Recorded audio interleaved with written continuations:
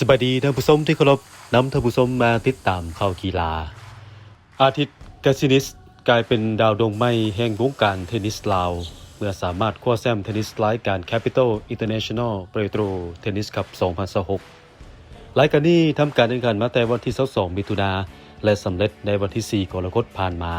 ที่สนามเทนนิสเวียงจันทร์นครหลวงเวียงจันทร์แข่งขันทั้งหมด9รายการทั้งหุ่นเยาวชนหุ่นทั่วไปและหุ่นอาวุโส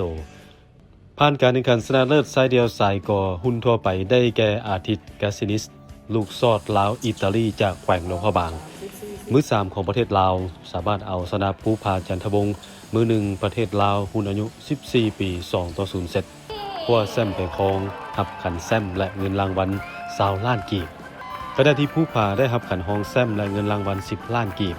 อันดับที่3เป็นของสถาพรสิมมาลาวงศ์หับขันและเงินรางวัล5ล้านกีบสำหรับหุ่นเยาวชนเดียวซ้ายอายุ8-50 ปีชนะเลิศได้แก่เท่าคำประสงค์จันทวงศ์เดียวยิงหุ่นอายุ10-12 ปีแชมป์เป็นของนางมณีซ่อนพรหมวงศ์เดียวซ้ายหุ่นอายุ10-12 ปีชนะเลิศเท่าสนาไซจันทร์สมภูเดียวซ้ายหุ่นอายุ14-16 ปีแชมป์เป็นของเท่าภูผาจันทวงศ์ส่วนหุ่นทั่วไปเดียวยิงมือใหม่ชนะเลิศนางนิพาลักษณ์บัวแพงพันธ์ผู้ VIP ชนะเลิศท่านดาววอนพระจันทวงศ์และท่านอดิศักดิ์โพสนาลักษณ์ผู้ซ้ายสายคอแซมท่านดร.ขันทะเบียงสยบุญทวงศ์และท่านบรรทลงสุขและคู่ซ้ายสายคอบวกสายคอแซมได้แก่ท่านเอกราชพรประเสริฐและท่านลีฟูการแข่งขันเทนนิสรายการ Capital International Petro Tennis Cup 2026จัดขึ้นเพื่อสร้างขบวนการเฉลิมฉลองวันเด็กน้อยสากลปี 2026และสร้างโอกาสให้นักกีฬาเทนนิสลาวได้เคลื่อนไหวฝึกแอบแข่งขันทดสอบฝีมืออย่างต่อเนื่อง